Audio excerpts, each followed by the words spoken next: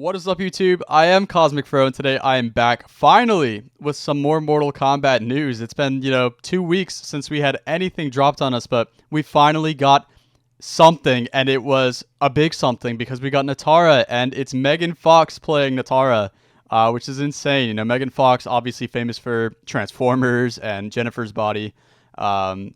She's a great actress, and I am very pleased with the casting there. On top of it being Megan Fox as the voice and face of Nitara this time around, Nitara is looking great in NetherRealm. You guys did a great job. This is the best we've ever seen Nitara, in my personal opinion, and I'm loving everything I'm seeing here, from the flight to the vicious-looking claw attacks and just the ferocity that she has in her gameplay. It looks so good. We also got some new maps in this trailer, what seems to be the flesh pits or that reptile sort of stage. That we saw that, Johnny, Kung Lao, and Kenshi were locked up in. We're getting that reptile stage. We see the fatal blow looking incredible. The palace at night, the Wuxi Academy at night. We're seeing the different variations of the stages, day and night. And I have to say the Wuxi Academy at night is probably my new favorite.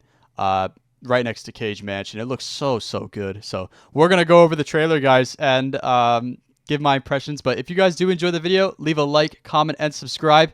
I am trying to reach 500 subscribers by the time Mortal Kombat 1 launches. 7 days. We're a week out, guys. We're 1 week away. It's insane. So here we go.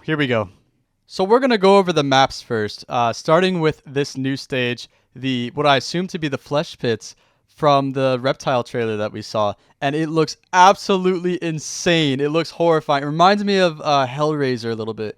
With some of the body gore and the chains and stuff. But oh my god, this map looks so sick, and it has skyrocketed to my top 3 maps in the game. We got the vials in the background with all the skulls and the flesh inside, and then we just have that giant flesh sculpture in the middle, that shrine. Oh my god. This map looks horrifying, but in the best ways, and I'm loving the way the flesh pits looks. We then had the Wuxi Academy at night, and I have to say, guys, this map might be one of my favorites in the entire game. I love the way the statues look when the lights are coming up on them, because it just gives them like a creepier feel, it gives them more dimension, and it just makes them look almost intimidating. It's gonna be so cool fighting at night on the stage. It just gives a grander scale to the fight, and I'm loving what I'm seeing. We then had a small clip of Nitara sort of flying backwards on a map that I originally thought to be the Great Hall or inside of Sindel's Palace, but no, this is the Hanging Gardens at night with all of the glowing flowers and stuff.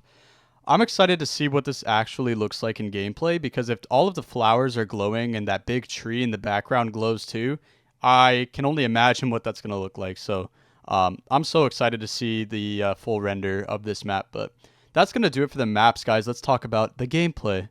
So we're going to go over this clip first at the Wuxi training grounds, because I believe this to be probably the most important clip of the trailer for Nitara. So to start, she buffs herself with a sort of vampiric thing after using Motaro Assist. Damage buff or lifesteal, we're not really sure.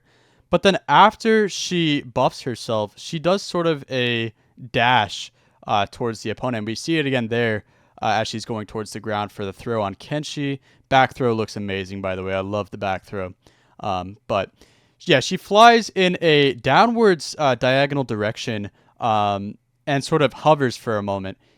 Now, if she can stop and hover and attack from that position, it could be a situation where Nitara can get a overhead low from the air in a tricky sort of 50-50 situation. How this works is, by hovering slightly above the ground, she can choose to attack in the hover, or when she lands on the ground, do a quick low.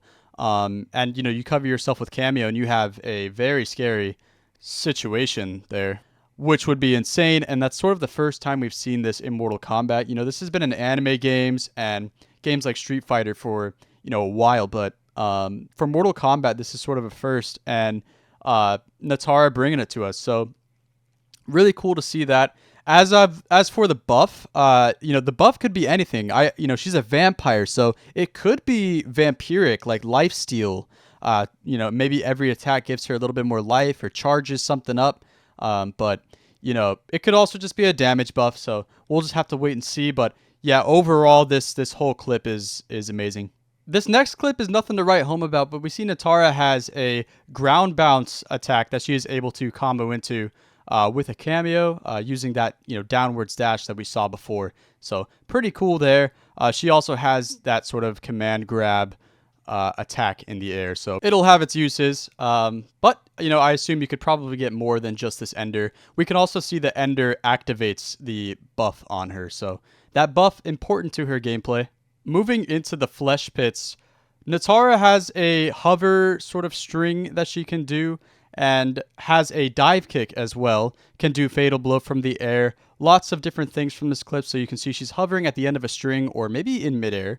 Activates buff and then does a sort of attack into a what seems to be a meter burn air dash from the string, so off of the ground, able to forward dash right into the opponent for a overhead low mix and then get her pressure. So Nitara, a very aggressive play style, and I'm loving it. You know, if she can enforce this overhead low mix, she has blood spit there, by the way, staggers into Kano and then into dive kick. It's beautiful, guys.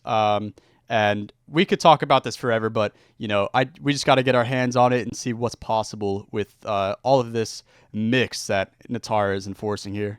Today, we also had the official Nitara render drop on the Mortal Kombat Twitter, as well as the character bio, and she looks amazing, guys. So let's read it. The heroine of Vaeternus. So yes, Vaeternus confirmed to be a realm in Mortal Kombat 1. Nitara's race of vampires hails from the dark and desolate realm of Vaeternus. To survive, they evolved the ability to feed on the blood of other creatures. The Vaeternans thrived, building a great society, but as their comfort grew, so did their short-sightedness. They overfed on Vaeternus' creatures, disrupting the natural order. They now starve as it collapses. It is Nitara's solemn obligation to deliver her people from hunger and save her race. Vaeternus must survive. So yes, Vaeternus is a plot point for Nitara in Mortal Kombat 1 and fits her character perfect. She looks great. Literally perfect. So I'm very happy with Nitara's story here and her whole render. It just looks great. Everything about Nitara is perfect, guys. And that pretty much covers Nitara, but we did have one more thing come out today from Hot Ones of all things. So yes, Ed Boon was on Hot Ones, the wing eating show, right? Where, you know, you eat spicier and spicier things. I recommend you guys watch it if you haven't seen it, but we see for the first time the Jean-Claude Van Damme skin for Johnny Cage. And it looks so good. So, you know, Johnny Cage obviously looking dapper in this game, but if you aren't trying to wear the Johnny swag, you can wear some Van Damme martial art attire there. So, Jean-Claude Van Damme looking amazing. Nitara is perfect. She's looking amazing. Mortal Kombat 1 is looking amazing, guys. Let me know what you guys think in the comments below. I am so excited. We're 1 week away, guys. 7 days and counting. Let's do it. 500 subscribers. Thank you guys for watching, and I'll catch you guys in the next video. Peace out.